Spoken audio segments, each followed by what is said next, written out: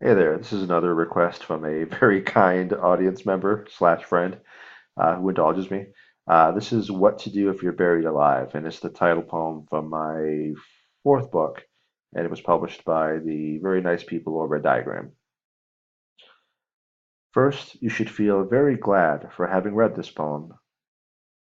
Don't panic. All you have to do is break the slats. Breathing will be easier if you knot your shirt tight around your face. A call. Your eyes can't help you now, so leave them closed. Don't waste breath on prayers or strength on punches.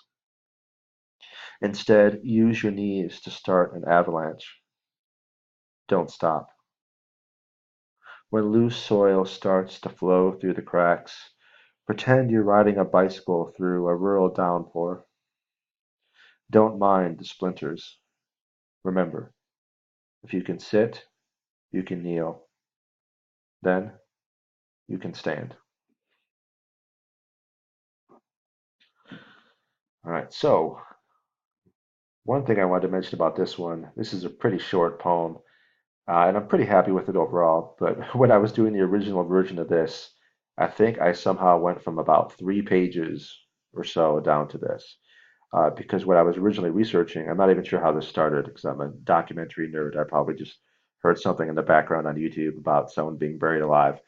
And I started doing all this research on actual times when people were buried alive and how they would install bells or some sort of device inside the casket so they could let their loved ones know, hey, dumbasses, I'm still alive, come dig me up. Um, and how sometimes just the body would, sort of spasm due to some sort of like muscle spasm, and then people would freak out and go try to dig them up, and they were dead, or they died before they could get them out, or all kinds of crazy things. And of course, all of these are really old stories, so um, are they actually true? Some of them are true. I mean, who knows? So it was weird because when I was working on this, like I said, I ended up with about 3 or so pages of stuff listing specific people, specific instances, years, dates, all that stuff.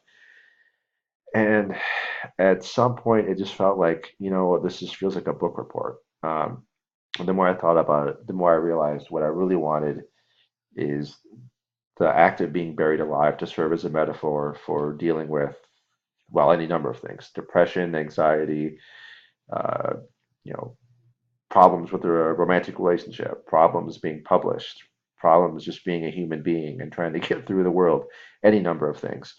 And as I was reading through different pieces of actual advice that were given to people in case they actually were buried alive, it occurred to me this actually serves as a pretty good metaphor for, well, kind of everything else.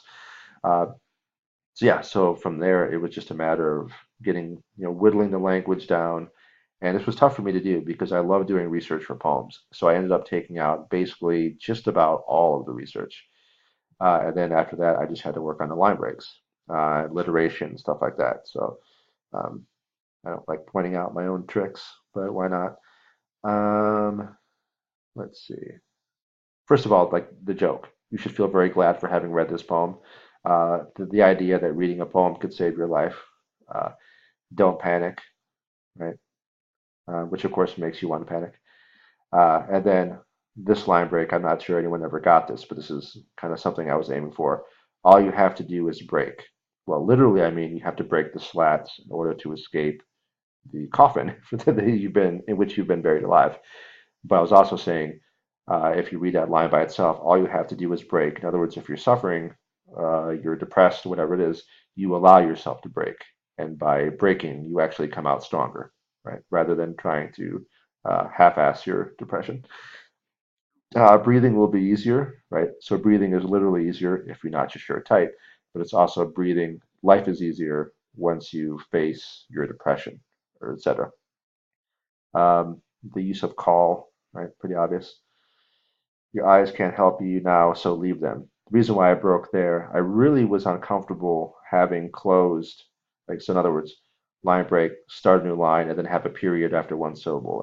It kind of stuck with me. I wasn't sure I wanted to do that, but I really liked the idea of the symbolic advice of leaving your eyes, leaving your vision, leaving everything that represents behind in order to save yourself, kind of digging deeper to this primal sense, which this is just me being a nerd.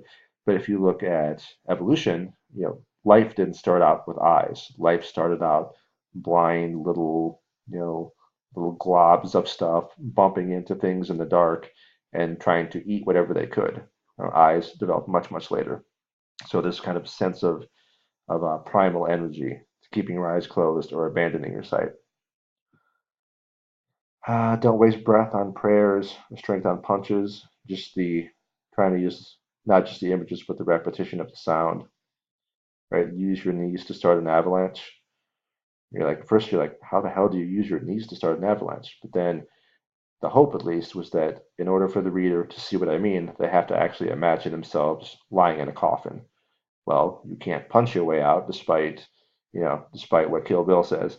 You're going to have to use your knees. Let's see what else.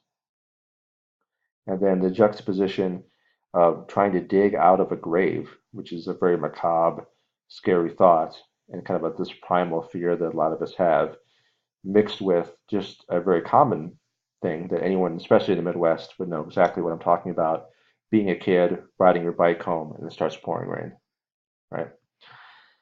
And then you know, don't mind the splinters as in ignore the splinters, but also don't mind, uh, don't get too tied up in everything that's going on. And then it was really interesting to me to think of trying to imagine someone trying to dig their way out of a casket in a literal way, because it seems completely impossible. All right, but and of course it would be extremely difficult. But really, again, all you would have to do is be able to kneel, because if you can sit up, then you can kneel. Well, then all you have to do is straighten your legs. Then you can climb out of it. So it's this, I guess, this kind of underlying metaphor, hopefully, that whatever it is we're facing, as cheesy as it sounds, it's both terrible and insurmountable, and also actually pretty easy to overcome in a weird way. So, of course, as I always say, that's what I intended. As to whether or not the reader got that, who knows? But thanks for listening.